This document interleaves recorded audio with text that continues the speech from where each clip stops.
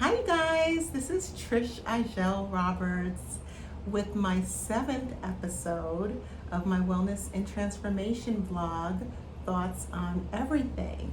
And today's episode is called The Overnight Bag.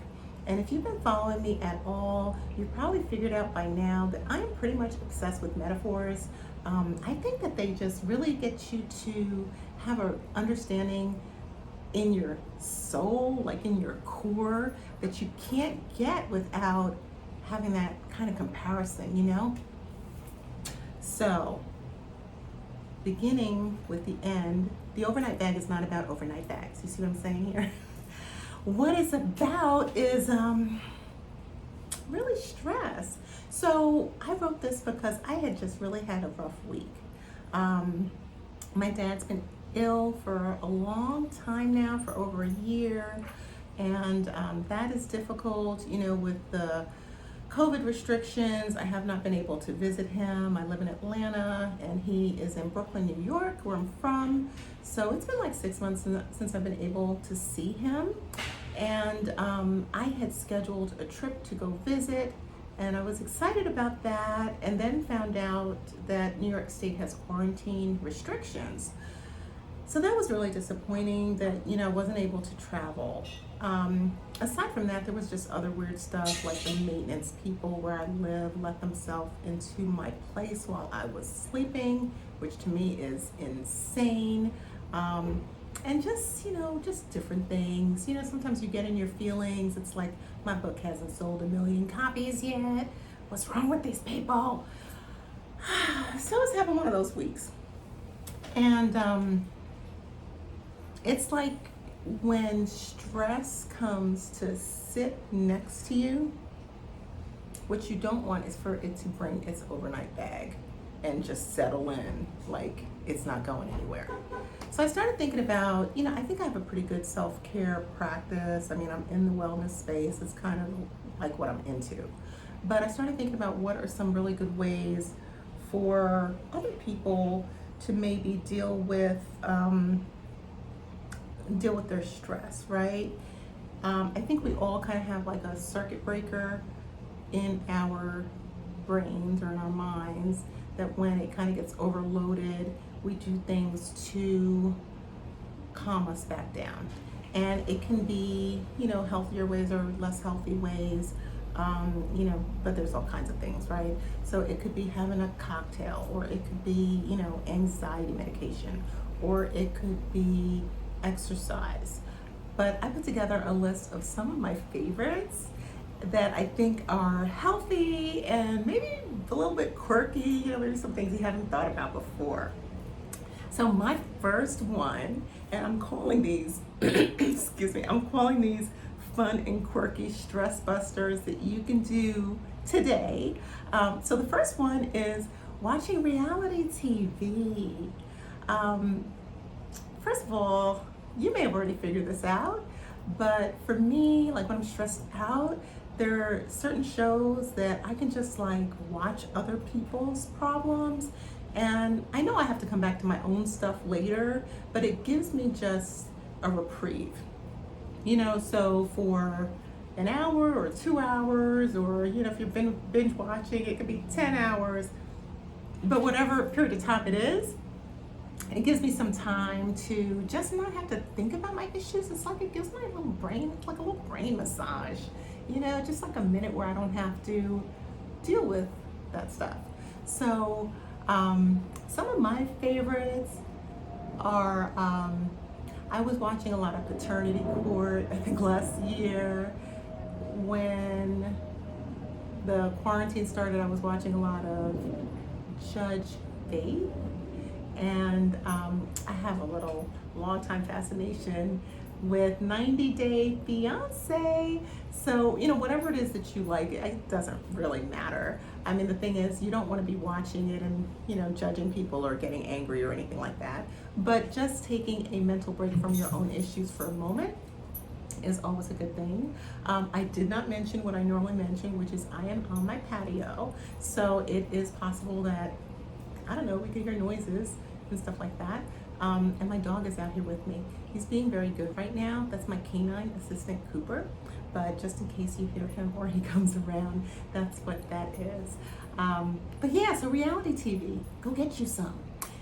The second thing that I am liking as my quirky stress buster to get the overnight guest or the overnight bag to leave is sleep.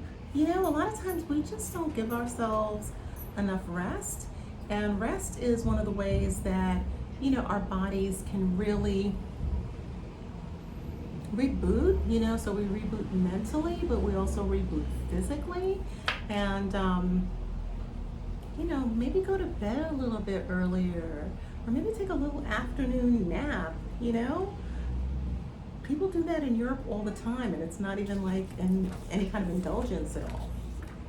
So that was two. And then let me see, my third one. Oh, I said indulgence, and I was just thinking that, you know, be nice to yourself. So for me, like, I scheduled a massage, or I might get a pedicure. I bought myself some flowers, you know, little things that you can do. Maybe even just, you know, allowing yourself to have the pasta instead of the salad or whatever it is.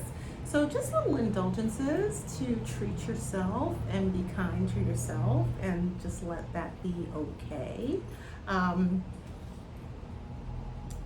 then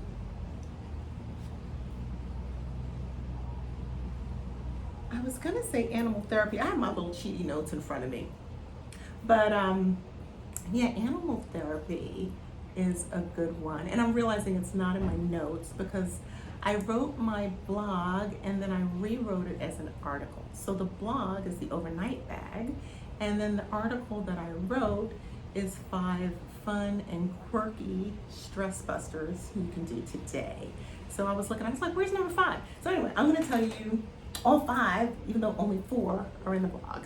So the next one is animal therapy. So, you know, I was talking about my canine assistant, Cooper.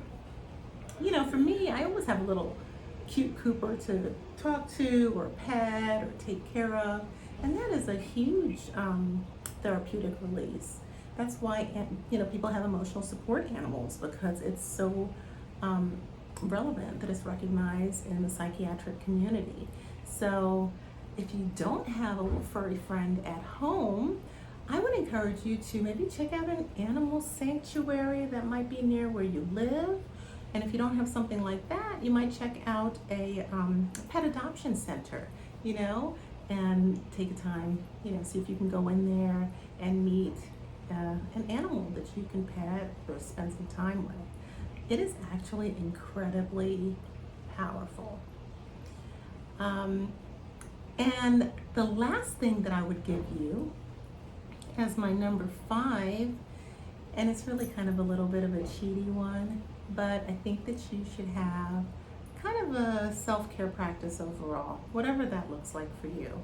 So for some people, it could be like yoga and meditation. For other people, it might be, you know, taking a walk in a park or a bike ride, but you should be able to figure out what it is that brings you down a notch and makes you feel better, so that when you have a moment when you're stressed, because you know, you may not be stressed now, but it's coming, right? There's always going to be something eventually, because at some point we're all going to get sick, we're all going to die, right? So whether it's us or our family members or our friends, we know at minimum we're going to have to deal with that. And then you have all the other stuff on top of it, right? Financial stuff or relationship stuff. You know, we all know what stress and anxiety is. But yeah, definitely make sure that you take a little time to figure out the things that you like, so that when things get difficult, it's not where you're recreating the wheel. You already have something in place that really works for you.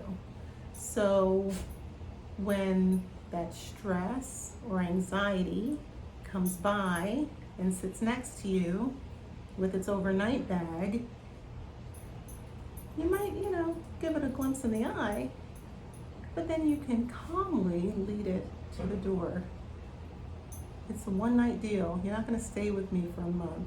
You know what I'm saying? All right, you guys, I hope you enjoyed that. And if you want to follow my traditional blog, you can go on honeybutterflies.com/blog. That's honeybutterflyz.com/blog. And if you want to check out events that I have coming up, you can do same thing, honeybutterflies.com/events. Enjoy the rest of your day. Bye-bye.